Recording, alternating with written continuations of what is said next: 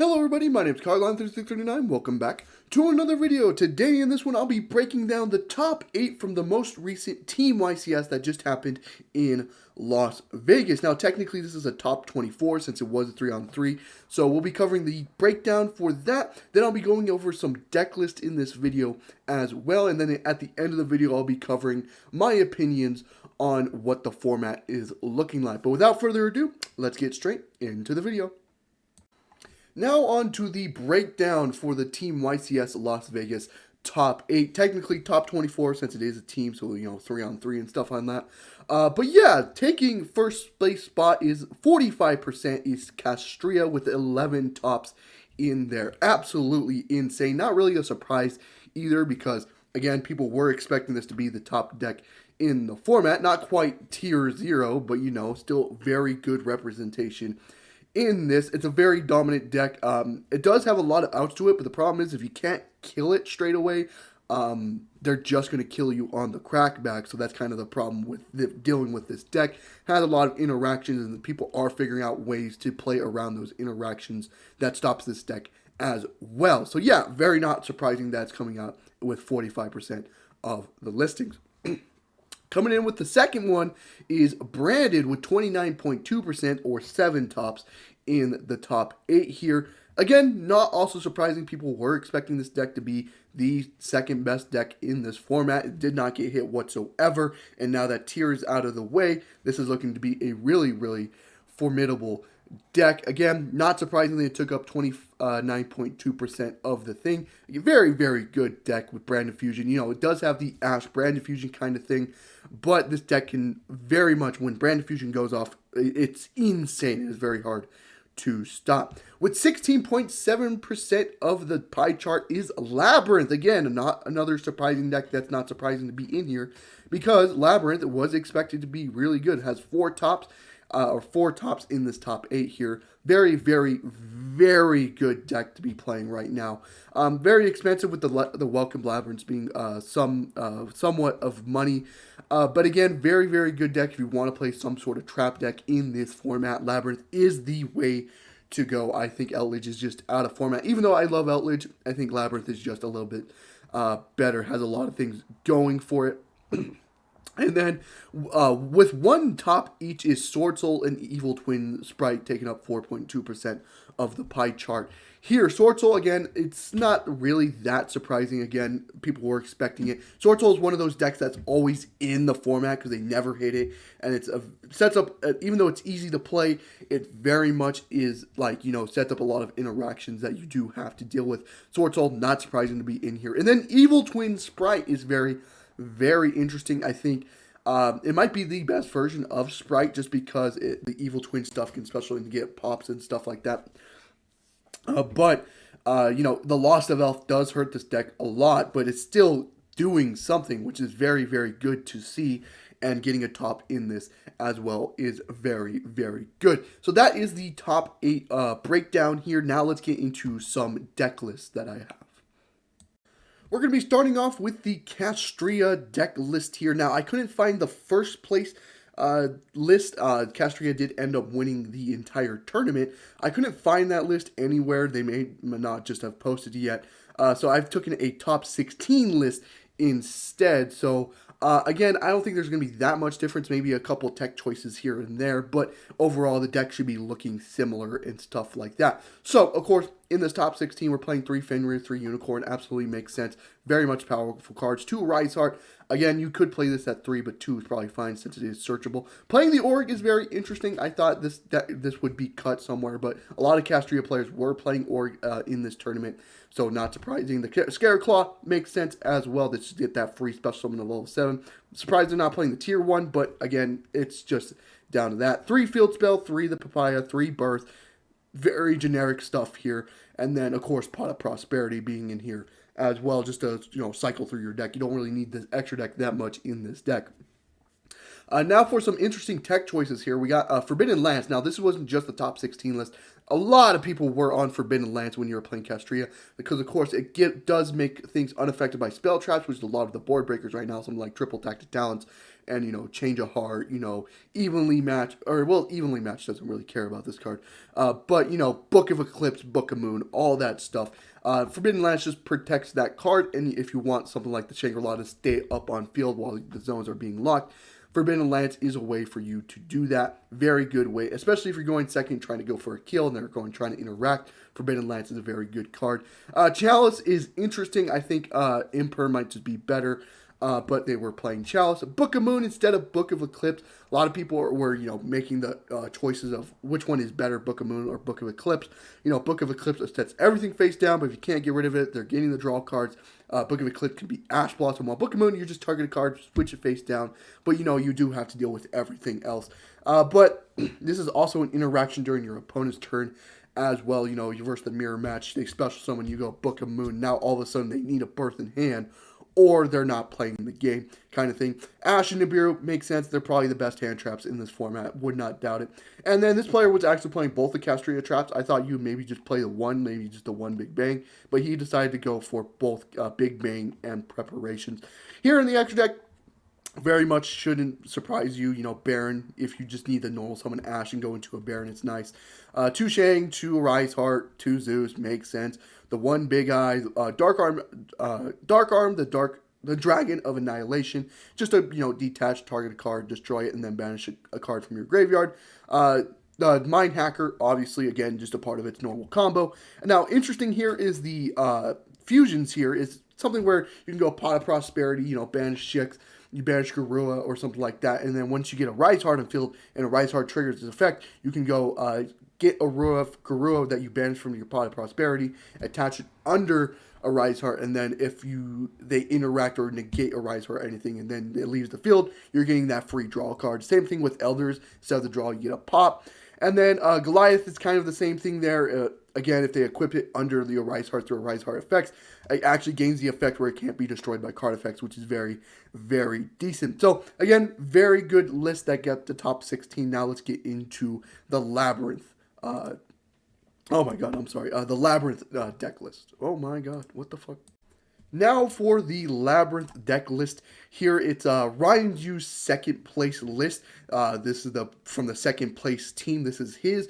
He decided to play Labyrinth, Ryan Yu. So, yeah, I mean, Pot of Prosperity. A lot of things are very generic. 3 Silver Castle. Only the 2 Ariana. You think you want to play 3, but he's just playing the 2. Just the 1 Lord of Heavenly, which is interesting, but you have ways to search it through like Prosperity and Duality and stuff, I guess, but just the 1 of is all right. And then, of course, the 1 of Silver Castle.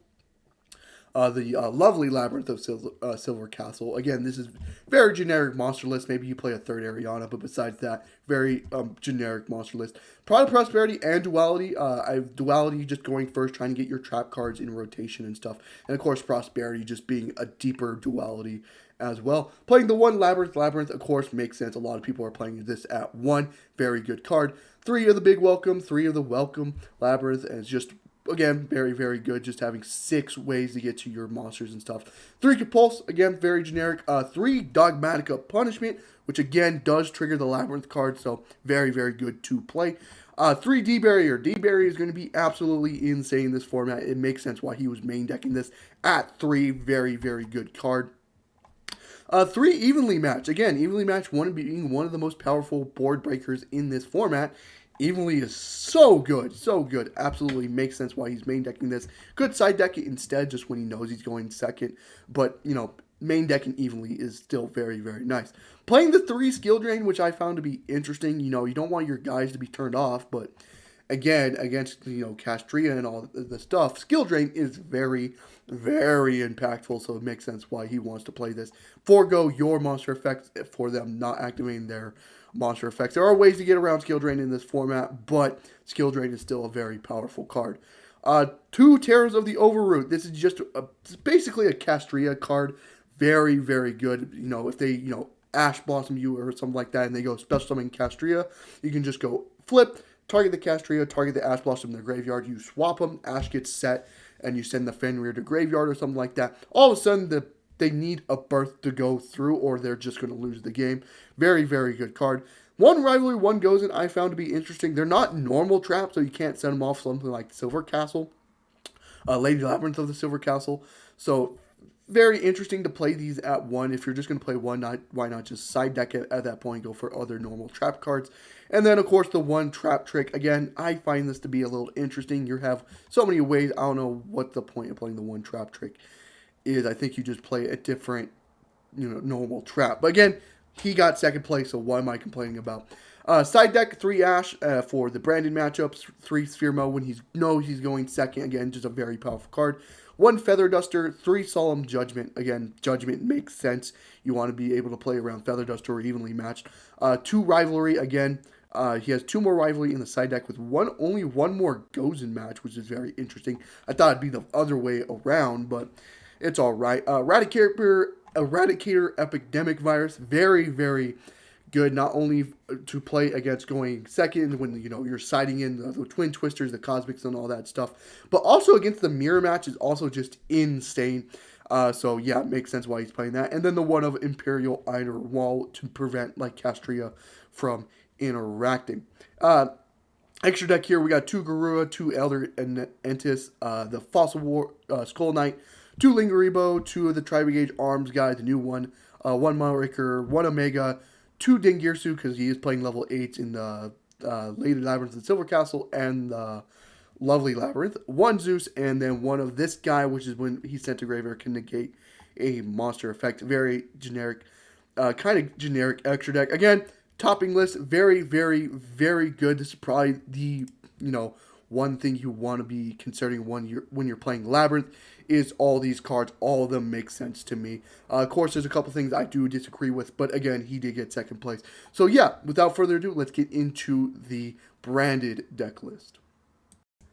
Now, the branded deck itself as well. So again, very standard stuff when it comes to the branded stuff. 3 Aluber, 2 Fallen. I've seen people play 3, but 2 is probably fine. 2 Blazing Cartesia, which is very interesting, but this card is important to the current strategy, so it makes sense to play 2 of it. The 1 Mercurier, again, seen people play 2 of this, but 1's probably fine. 1 Mercurier, 1 Trad, 1 Adlib, the 1 Albion, the 1 Spring Guns kit, and then for the Bestials, I've seen people play bigger Bestial packages, but I think this is probably correct. Just playing a 1 Lubellion, 1 Swordnir, I think that itself is probably correct, because Bestials, this format, ain't really great unless you're versing the branded mirror match, but again, so this probably makes sense to play this at 2. He's playing the Dark Magician for the Dragoon package. So basically, if you don't know, when you're versing the Kashtira matchup, Brand Diffusion itself is an out. Since Shangri-La cannot lock the extra monster zone, you just go Brand Diffusion, send Dark Magician Fallen, make Lubellion. Lubellion in the extra monster zone effect triggers discard a card, shuffling Lubellion and Dark Magician back into the extra deck or back into the deck. Make Dragoon. Dragoon not only has its negate, but also has its banish effect or destroy effect as well. So you can destroy Shangri-La or something like that.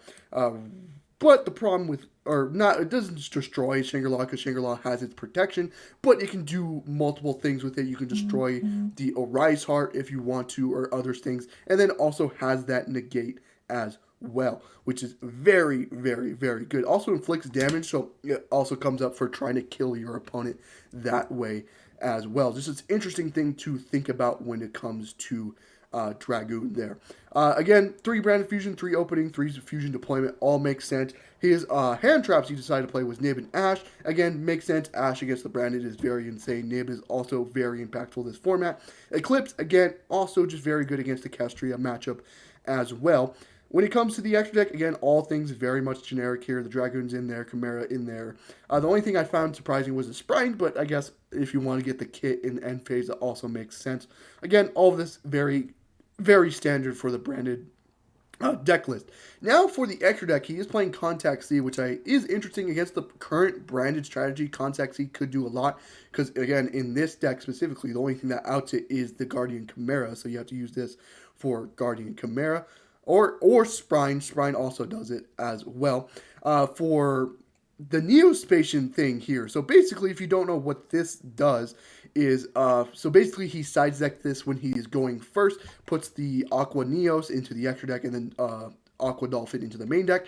Fusion Deployment reveals the Aqua Neos, special summons Aqua Dolphin effect, look at your opponent's hand. Basically just to rip Ash Blossom to make sure Branded Fusion goes through, which is very, very good. And then he's playing the Gimmick Puppet Nightmare because he is playing Branded Explosion in the main deck. Again, probably something you're going to see in the future more and more because this card is very, very good, especially with Expulsion in the main deck as well. Not surprising to see this whatsoever. 3 Crossout Designator makes sense because you do die to Ash a lot. And in the mirror, it's also very insane. 3 Enemy Controller, 2 Super Poly, and then the 1D barrier for the Crossout target. So yeah, that is it for the branded list. Now, unfortunately, I could not just find the Sprite or Sword Soul list. I tried looking everywhere for it, but I unfortunately cannot find it anywhere. So unfortunately, that's where we're going to have to end the deck list portion today. Now, what are my opinions on the current format? I personally think this format is very, very interesting and very fun. Of course, there's some toxic things about it. The Kashtira just locking every zone out of you very much sucks. But overall, I think this is a format that people are going to find to be fun. You know, better than the Tier 0 madness we just went through. But again, a lot of things, especially in the rogue department, could be very interesting to look out for in this format. Again, we're just 2 weeks into this format, or technically a week if you really consider it. But something we're going to have to look forward to in the near future. So yeah, I hope you guys did enjoy the video. If you did, leave a like and subscribe for more content on the channel, and I hope to see you guys in the next one. Goodbye.